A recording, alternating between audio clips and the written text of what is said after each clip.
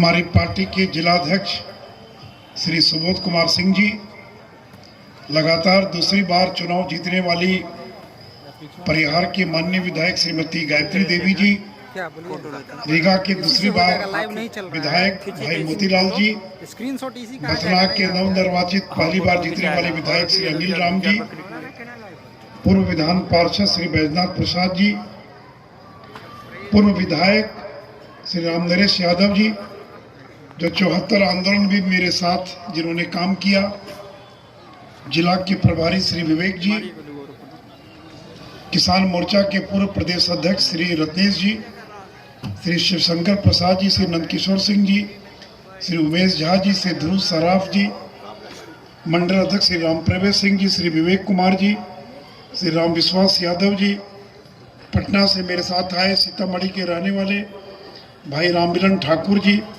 मंच संचालक श्री आशुतोष कुशवाहा जी, मंच पर बैठे सभी नेतागण और यहाँ इतनी बड़ी संख्या में उपस्थित कार्यकर्ता मित्रों, बहनों और भाइयों। मित्रों, में सबसे पहले बथनाहा के पूर्व विधायक स्वर्गीय दिनकर राम जी को मैं श्रद्धांजलि अर्पित करना चाहूंगा।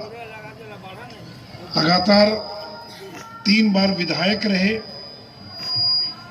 और पिछले दिनों उनकी मृत्यु हो गई थी, तो मैं अपनी ओर से, अपनी पार्टी की ओर से स्वर्गीय दिनकर राम जी को विनम्र श्रद्धांजलि अर्पित करता हूं।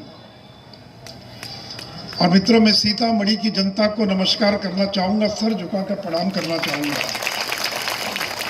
कि जिस जनता ने सीतामढ़ी के 8 में से 6 विधानसभा की सीट एनडीए की झोली में देने का काम किया है, और खास करके भारतीय जनता पार्टी कि हमारे चारों के चारों विधायक चुनाव जीत गए।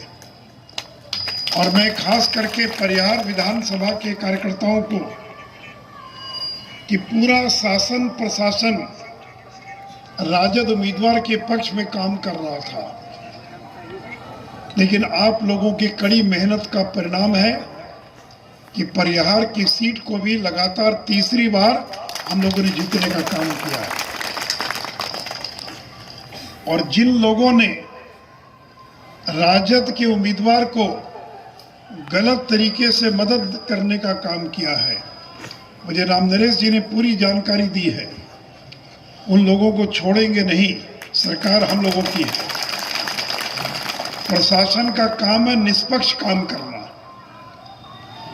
कोई दरोगा, बीडीओ, सीओ न बीजेपी का है, ना जदयू का, ना राजद का है, वो जनता का है। चुनाव में निष्पक्ष काम करना ये प्रशासन का काम है। लेकिन मुझे मालूम पड़ा कि परिहार के अंदर कुछ लोग थे जिनको गलतफहमी थी कि राजद की सरकार बनने वाली है, और राजद के उम्मीदवार को गलत तरीके से मदद कर रहे थे। लेकिन आप सभी लोगों की मेहनत का परिणाम है कि हम परिहार की सीट को भी जीत गए। इसलिए मैं सभी कार्यकर्ताओं का अभिनंदन करता हूं और स्वागत करता हूं। मित्रों, ये भारतीय जनता पार्टी है जिसके पास लाखों कार्यकर्ता है, कोई दूसरी पार्टी नहीं है। यहाँ जितने लोग आए हैं कोई किराए पर नहीं आए हैं, किन्हीं को सरकार पार्टी दरमा नहीं देती है, तनख्वाह नहीं देती है, और विधायक तो एक बनेगा, लेकिन पार्टी के लिए मरते हैं और पार्टी के लिए जीने का काम करते हैं। और इसलिए ऐसे कार्यकर्ता किसी दूसरे पार्टी में नहीं है। इसलिए मैं परिहार के कार्यकर्ताओं को फिर से एक बार नमस्कार करता हूं और आपका अभिनंदन करता हूं। मेरे मित्रों, इस समय देश के अंदर और दिल्ली के पास पंजाब में एक किसानों का आंदोलन चल रहा है। 24 दिन हो गए, और ये कोई छोटे किसान नहीं है, बड़े बड़े किसान हैं। ये ट्रैक्टर वाले किसान हैं, ये एयर कंडीशन वाले किसान हैं, जो गीजर के गर्म पानी से नहाने वाले किसान हैं। हमारे बिहार में तो छोटे छोटे किसान हैं, लेकिन ये बड़े बड़े किसान हैं, 25 एकड़ 50 एकड़ जमीन के मालिक हैं, 2-2 3-3 ट्रैक्टर है, और वो किसान दिल्ली में 24 दिनों से आंदोलन कर रहे हैं। मेरे मित्रों, नरेंद्र मोदी की सरकार ने खेती के कानूनों में कुछ बदलाव किया, ये लोग उसका विरोध कर रहे हैं। ठीक ही कहा हमारे पूर्व के वक्ताओं ने, अगर कृषि कानून किसान विरोधी है तो बिहार में आंदोलन क्यों नहीं? एक ही राज्य में आंदोलन क्यों हो रहा? कल पंजाब में आंदोलन क्यों हो रहा है? पिछले दिनों भारत बंद का आह्वान किया गया, राजद कांग्रेस के लोगों ने बिहार बंद का भी आह्वान किया, लेकिन बताएं सुबोध जी, एक भी सीतामढ़ी का किसान सड़कों पर था क्या? पूरे बिहार में, पूरे देश में भारत बंद में एक भी किसान सड़कों पर दिखाई नहीं पड़ा। कौन लोग थे सड़क पर? राजद के कार्यकर्ता थे, कांग्रेस के कार्यकर्ता थे, सीपीआई के कार्यकर्ता थे। अगर ये कानून किसान विरोधी होता तो बिहार की सड़कों पर भी किसान प्रदर्शन करता हुआ दिखाई पड़ता। तो मित्रों, ये जो आंदोलन है, केवल एक राज्य पंजाब, ये वहां के किसानों का आंदोलन है। इस आंदोलन को देश के किसानों का समर्थन नहीं है, और मैं तो चुनौती देता हूं राजद के लोगों को, अगर हिम्मत है तो पटना के गांधी मैदान में 10,000 भी किसानों को इकट्ठा करके दिखला दो कि बिहार का किसान इस बिल के विरोध में है। और नेता प्रतिपक्ष राजद के नेता हैं, बिहार बंद का आह्वान कर दिया और खुद गायब हो गए, बिहार बंद में गए भी नहीं, और 1 महीना से दिल्ली में आराम फरमा रहे। इसलिए मेरे मित्रों, ये नरेंद्र मोदी की सरकार और बिहार में हमारी सरकार है, जो किसानों की मदद करने वाली सरकार है। ये किसान समर्थक सरकार है। और मैं आपको बताना चाहूंगा कि नरेंद्र मोदी की सरकार है जिन्होंने पूरे देश में 10 करोड़ किसानों के खाते में हर एक साल 6-6 हजार रुपया भेजने का काम कर रहे हैं। आज तक कभी राजद कांग्रेस के लोगों ने किसान के खाते में 6,000 रुपया भेजने का काम किया था? और 2 साल और हर एक साल कितना पैसा भेज रहे हैं? नरेंद्र मोदी 75,000 करोड़, एक साल के अंदर 75,000 करोड़ उन्होंने किसानों के खाते में भेजने का काम किया है। और 10 साल, और ये कांग्रेस के लोग कहते हैं कि हमने किसानों का कर्जा माफ कर दिया। कितना कर्जा माफ किया? 50,000 करोड़। 10 साल में एक बार 50,000 करोड़ का कर्जा माफ कर दिया। लेकिन नरेंद्र मोदी तो एक साल में 75,000 करोड़, और 10 साल में कितना हो गया? कितना हो जाएगा? 7,50,000 करोड़ नरेंद्र मोदी किसानों के खाते में देने का काम करेंगे। और मित्रों, मैं बताना चाहूंगा, बिहार में ये 10 करोड़ 62 लाख किसानों के खाते में जो 6,000 रुपया जा रहा है, उसमें बिहार में भी, मोतीलाल जी नोट कर लीजिए, 80 लाख किसानों के खाते में अभी तक नरेंद्र मोदी ने 6,000 करोड़ बिहार के 80 लाख किसानों के खाते में भेजने का काम किया है। और मैं चाहूंगा सुबोध जी, इस जिले में कौन कौन किसान हैं जिनके खाते में 6,000 रुपया जा रहा, इसकी लिस्ट बनाइए और उनसे जाकर मिलिए, संपर्क कीजिए। इसे मैंने कहा कि आज तक कोई सरकार नहीं थी जो किसानों को हर एक साल 6,000 रुपया देने का काम करती थी। मेरे मित्रों,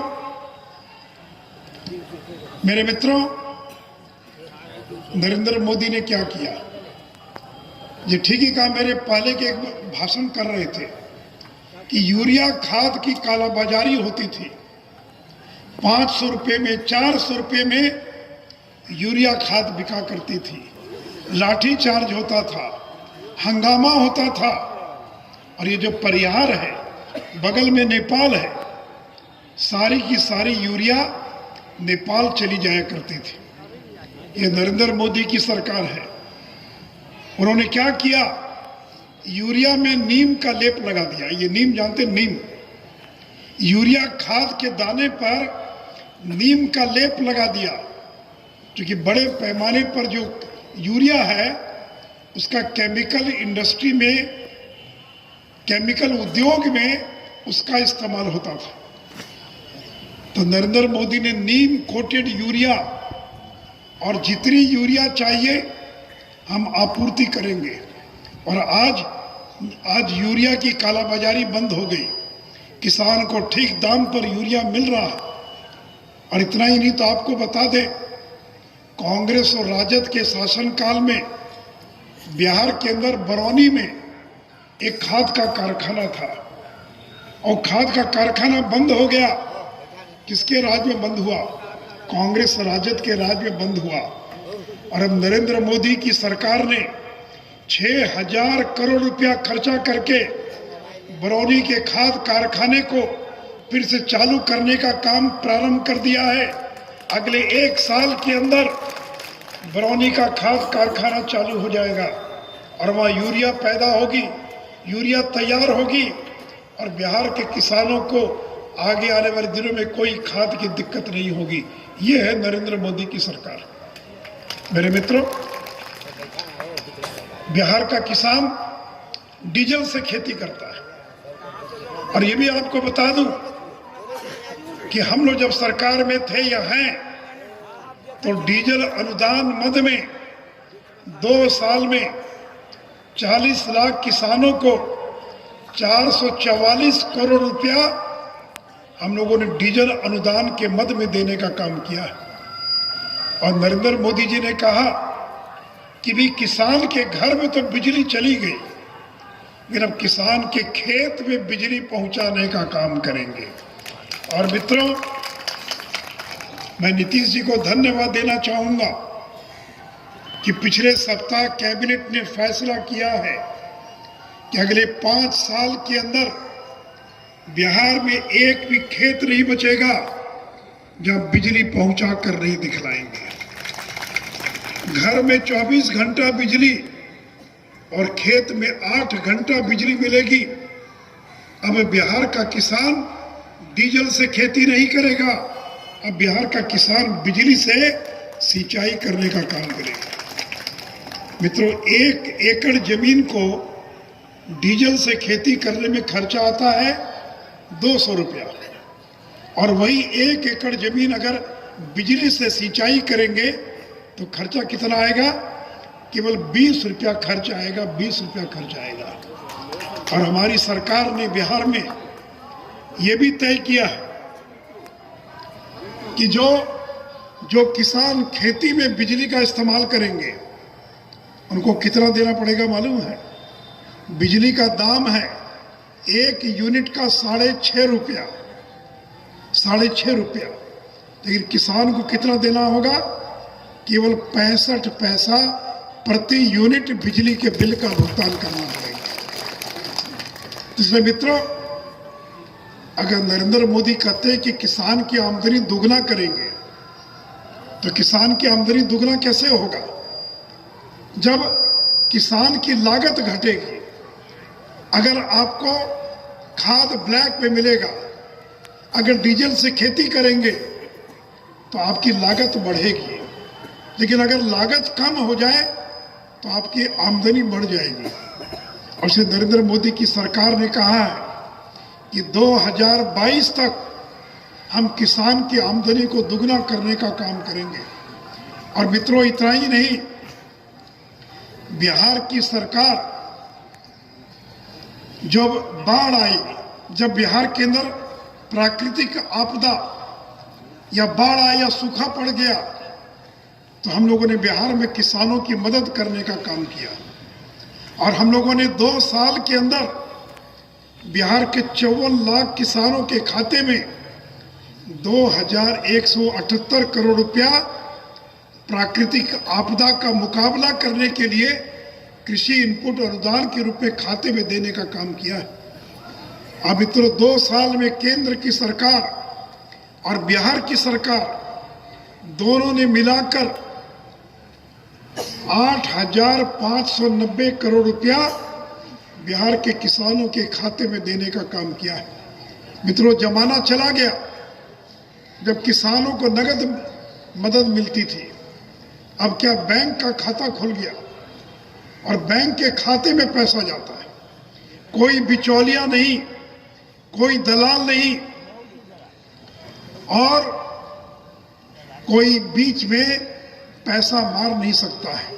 वो डीजल अनुदान का पैसा हो, पीएम किसान का पैसा हो या धान की बिक्री का पैसा हो, जो भी पैसा जाएगा वो सीधे खाते में जाएगा। और मैं बताना चाहूँगा बैठे लोगों को कि लोग कहते हैं कि बिहार के किसान को और आईटी नहीं मालूम, आईटी क्या होता, कंप्यूटर नहीं मालूम है, मोबाइल नहीं मालूम है। तो मैं आपको बता दूं कि अभी तक बिहार में 1,64,00,000 किसानों ने और आधार से जुड़कर अपने बैंक खाते को बिहार सरकार में निबंधन कराने का काम किया। 1,64,00,000 किसान। और से मित्रों, मैं आज आपसे ये भी अपील करूंगा, और देखिए बिहार के अंदर 80% लोग खेती पर आश्रित हैं। 80% लोग खेती का काम करते हैं और बिहार में खेती की पढ़ाई होती नहीं थी। और आपको बताते हुए खुशी हो रही है, इस समय सहरसा में, पूर्णिया में, किशनगंज में, डुमरांव में और नालंदा में हम लोगों ने कृषि महाविद्यालय खोलने का काम किया है, एग्रीकल्चर कॉलेज। और अभी राजद कांग्रेस के लोग बताइए कि अगर साइंस की पढ़ाई होती है, इंजीनियरिंग की पढ़ाई होती है, मेडिकल डॉक्टर की पढ़ाई होती है, तो खेती की पढ़ाई होनी चाहिए कि नहीं होनी चाहिए। लेकिन बिहार में खेती की पढ़ाई नहीं होती थी। कि जब हम लोग सरकार में आए तो हम लोगों ने खेती की पढ़ाई शुरू किया। हम लोगों ने सहरसा, पूर्णिया, किशनगंज, डुमरांव, नालंदा में और एग्रीकल्चर कॉलेज खोलने का काम किया। सबौर, भागलपुर में बिहार कृषि विश्वविद्यालय प्रारंभ करने का काम किया।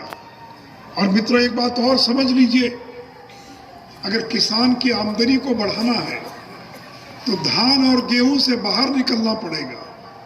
अगर केवल धान और गेहूं पैदा करेंगे तो आपकी आमदनी नहीं बढ़ेगी। तो आमदनी कैसे बढ़ेगी? आपको बकरी पालन करना होगा, गाय पालन करना होगा, गौ पालन, बकरी पालन, मुर्गी पालन, आपको मछली पालन। अगर खेत में जगह है तो मछली पैदा कीजिए, धान गेहूं से ज़्यादा आमदनी होगी। अगर खेत में जगह है तो फल वाले पेड़ लगाइए, आम का, अमरूद का, पपीता का और चीज़ों का पेड़ लगाइए। यानी अगर केवल धान और गेहूं की खेती करेंगे तो किसान की आमदनी नहीं बढ़ेगी। सब्जी की खेती, फल की खेती, फूल की खेती, शहद, मखाना, यानी का। इसलिए मेरे मित्रों, आज पंजाब में जो आंदोलन चल रहा है, ये समर्थन मूल्य, आप जानते हैं समर्थन मूल्य, सरकार हर साल ऐलान करती है कि धान और गेहूं को हम किस कीमत पर खरीदेंगे किसानों से। ये प्रचार कर रहे, पंजाब के किसानों को बरगला दिया कि नरेंद्र मोदी की सरकार समर्थन मूल्य खत्म करने जा रही है। मैं परिहार की धरती से ऐलान करना चाहूंगा, जब तक नरेंद्र मोदी और भारतीय जनता पार्टी है, कोई दुनिया की ताकत फसल के समर्थन मूल्य को खत्म नहीं कर सकती है।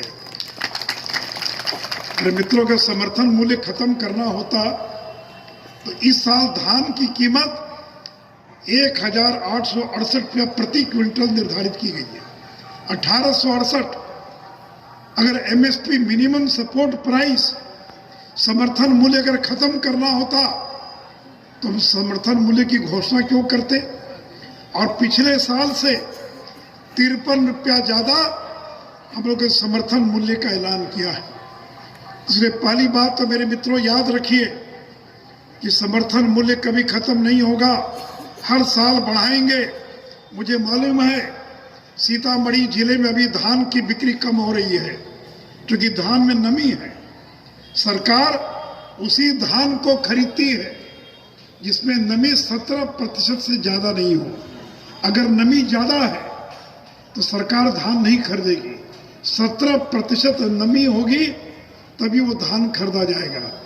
इसलिए 1 महीने के बाद जो किसान धान को बचा के रख सकते हैं वो बचा के रखिए, उसकी नमी को दूर कर सकते हैं तो कीजिए, ताकि सीतामढ़ी जिले में भी जो पैक्स हैं, प्राथमिक कृषि सहकारी समिति और व्यापार मंडल, उनको पैसा दिया गया है किसानों का धान खरीदने के लिए। और इस साल हमने तय किया है कि हम 45 लाख मैट्रिक टन हम बिहार के अंदर किसानों का धान खरीदने का काम करेंगे। 45 लाख मैट्रिक टन। अब तो बिहार की सरकार ने यह भी फैसला ले लिया कि आपको जमीन का कागज जमा नहीं करना पड़ेगा। एलपीसी, लैंड पोजीशन सर्टिफिकेट, भूमि स्वामित्व प्रमाण पत्र, जिन किसानों के पास जमीन का कागज नहीं होगा वह भी अपना धान बेच सकेंगे। सरकार ने इसकी छूट देने का काम किया है। तो इसलिए मेरे मित्रों, ये बिहार की सरकार हो या केंद्र की सरकार हो, हम लोगों ने जो किसानों को उपज, बेहतर उपज कैसे मिले, ज्यादा दाम कैसे मिले, इसके लिए बिहार की सरकार और केंद्र की सरकार काम कर रही है। मेरे मित्रों, बिहार का किसान मेहनती है। आज अगर बिहार का मजदूर हरियाणा पंजाब में जाना बंद कर दे तो हरियाणा पंजाब की खेती खत्म हो जाएगी। तो बिहार का किसान मजदूर मेहनती किसान है, मेहनती मजदूर है। ये बाहर जाकर मेहनत करता है और धान और गेहूं पैदा करता है। लेकिन मेरे मित्रों, हमारे यहाँ पानी की कमी नहीं है, हमारे किसान मेहनती हैं, पानी की कमी नहीं है। यहाँ 15 फीट पर, 20 फीट पर, 25 फीट पानी निकल आता है। और आपको मालूम है कि पंजाब में कितने फीट पर पानी आपको मालूम है? 400 फीट। 400 फीट नीचे पानी चला गया पंजाब के अंदर। और हम तो सौभाग्यशाली हैं कि 25-30 फीट गड्ढा खनिए, बोरिंग कीजिए, 40 फीट आपको पानी मिल जाएगा। तो जिस राज्य में पानी की कमी नहीं है, जिस राज्य में मेहनत करने वाले किसान हों, जिस राज्य में अगर किसान बिजली से सिंचाई करे, अगर सस्ते दाम पर उसको खाद मिल जाए और बीज मिल जाए, तो अकेले बिहार में इतनी ताकत है कि बिहार का किसान पूरे हिंदुस्तान के लिए धान और गेहूं पैदा कर सकता है। 100 साल में नरेंद्र मोदी जैसा नेता पैदा होता है। और बीजेपी चुनाव जीतते जा रही है। 12 राज्यों में हमारे मुख्यमंत्री हैं। आज हरियाणा में कौन है मुख्यमंत्री? मध्य प्रदेश में कौन है? गुजरात में कौन है? उत्तराखंड में कौन है? उत्तर प्रदेश में कौन है मुख्यमंत्री? 12 राज्यों में हिमाचल, उत्तराखंड, आसाम, 12 राज्यों में हमारा मुख्यमंत्री है। 18 राज्यों में हमारी सरकार है। और हाल के दिनों में जो चुनाव हुए, हर चुनाव बीजेपी जीतती जा रही है। चाहे वो चुनाव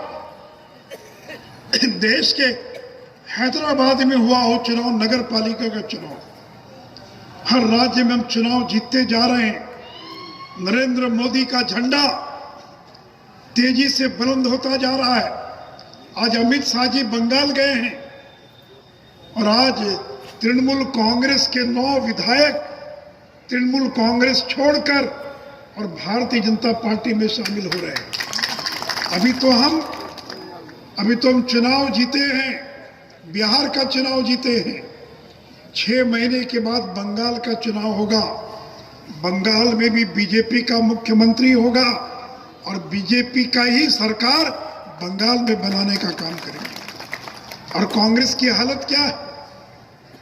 ये कांग्रेस के लोग, राजद के लोग, ये हताश और निराश है। इनको लगता है कि नरेंद्र मोदी और बीजेपी को हम हरा नहीं पा रहे, तो ये किसानों को बरगलाना प्रारंभ कर दिया, भ्रम पैदा कर रहे हैं।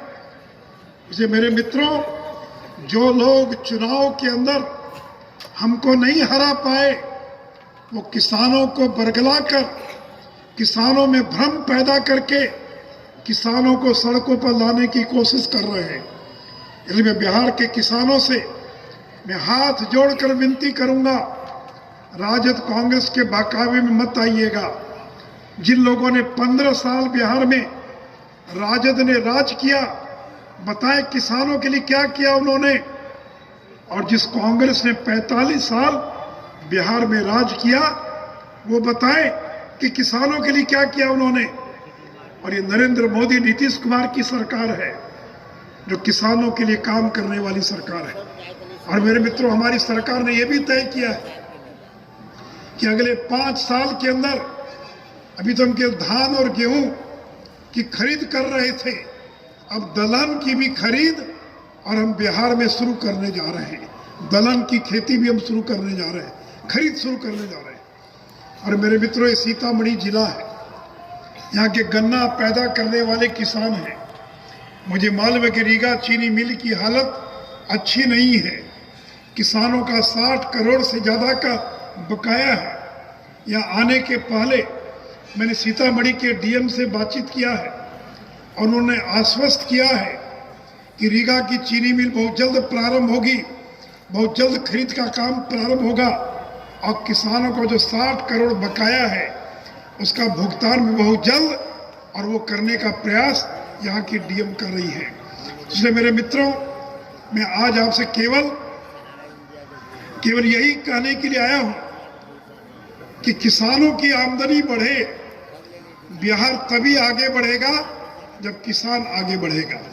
और इसलिए जो कृषि पर आधारित जो उद्योग हैं, जो कृषि पर जो आधारित जो उद्योग हैं, उनको बढ़ावा देने का काम कर रहे हैं। और इसमें मैं आपसे बताना चाहूँगा कि हम बिहार के अंदर मक्का, शहद, ये जो औषधीय पौधे होते हैं, इनका सब्जी, जो फल हैं, उनके प्रसंस्करण का उद्योग, यानी अगर कोई टमाटर पैदा करता है तो टमाटर में कितनी आमदनी होगी, लेकिन टमाटर से अगर चटनी बनती है तो उसकी आमदनी बढ़ जाएगी। आम होता है, लेकिन आम से अचार बनता है तो उसका दाम बढ़ जाता है। तो आगे आने वाले दिनों में हम लोगों ने तय किया कि बिहार के अंदर हम वैसे उद्योग लगाएंगे जो मक्का पर आधारित है, वैसे उद्योग लगाएंगे जो शहद पर आधारित है, वैसे उद्योग लगाएंगे जो मखाना पर आधारित है, वैसे उद्योग लगाएंगे या प्रोत्साहित करेंगे जो फूल की खेती पर आधारित है, ताकि किसानों की आमदनी बढ़ सके। मेरे मित्रों, आज़ादी के 70 साल के बाद भी किसान को पैसा नहीं मिलता है। बाजार में प्याज बिकता है 30 रुपये किलो और किसान को केवल 3 रुपये मिलता है। आलू बिकता है 20 रुपये किलो, लेकिन किसान को केवल 2 रुपया 3 रुपया मिलता है। और बाकी पैसा कहाँ चला जाता है? बिचौलियों के पास, दलाल के पास।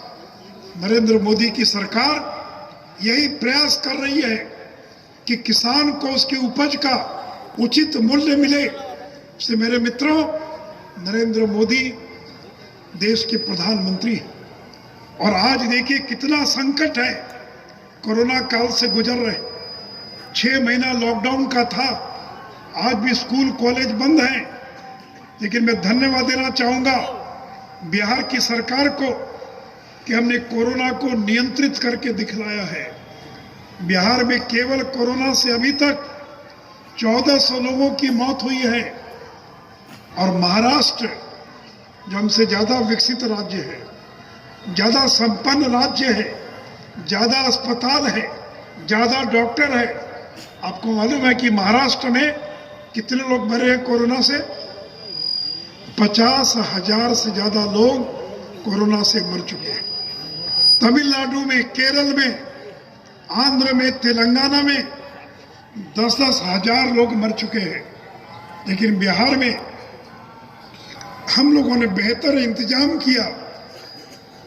उसका परिणाम है कि बिहार के अंदर अभी तक केवल 1500 लोगों की मृत्यु हुई है। वो भी दुखद है, नहीं तो लोगों को लगता था कि महाराष्ट्र में 50,000 लोग मर गए, यहाँ तो अस्पताल भी अच्छे नहीं हैं, डॉक्टर भी नहीं है, दवा भी नहीं है, गरीब लोग हैं, लाखों लोग मर जाएंगे। लेकिन हमारी सरकार ने कोरोना को नियंत्रित करके दिखलाया है। लेकिन परिवार के मेरे बहनों और भाइयों, जब तक कोरोना का टीका नहीं आता है, कोरोना की वैक्सीन नहीं आती है, कब कोरोना का प्रकोप बढ़ जाएगा ये कोई नहीं जानता है। इसलिए मैं आप सभी लोगों से अपील करूंगा कि जब भी बाजार में निकलिए तो मुंह को ढक कर निकलिए।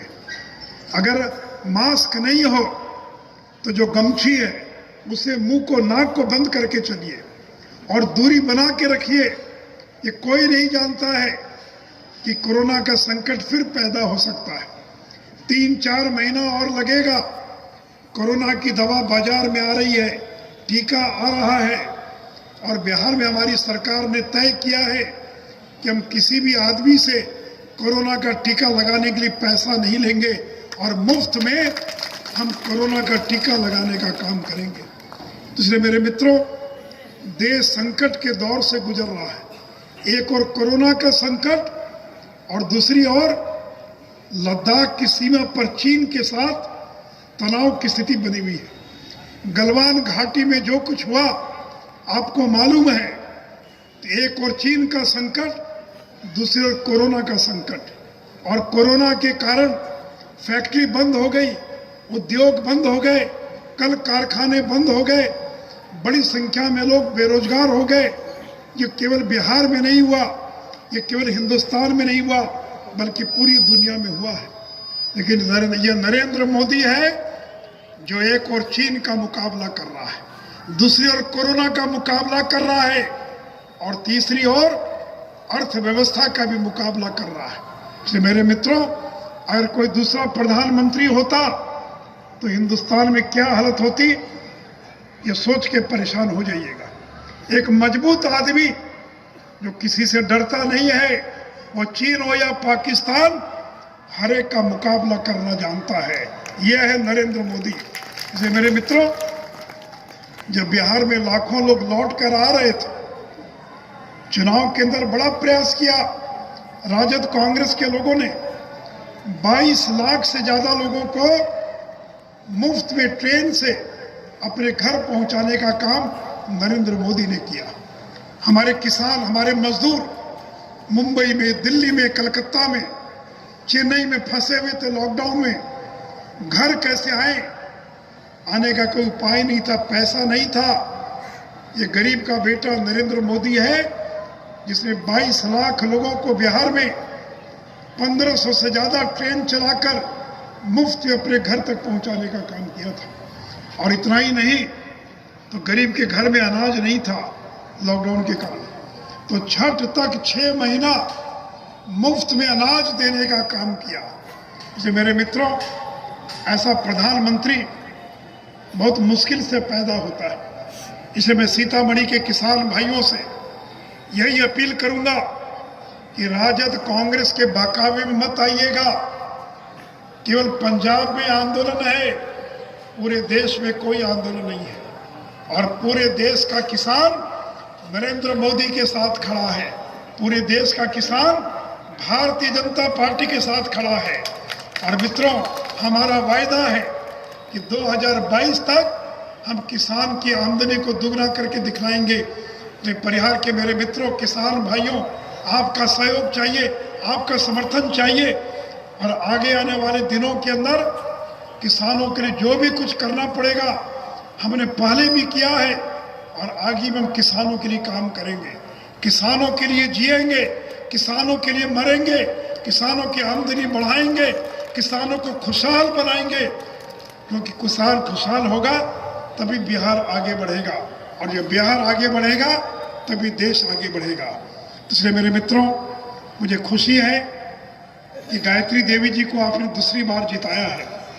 और मैं अभी राम नरेश जी को कह रहा था कि इतना बढ़िया भाषण करती है, अगर मैं नहीं रोकता तो और आधा घंटा भाषण कर सकते थे। और जब मैंने पहली बार गायत्री जी को सुना मंच पर बोलते हुए, तो ज़्यादा 2-4 लाइन से ज़्यादा नहीं बोल पा रही थी।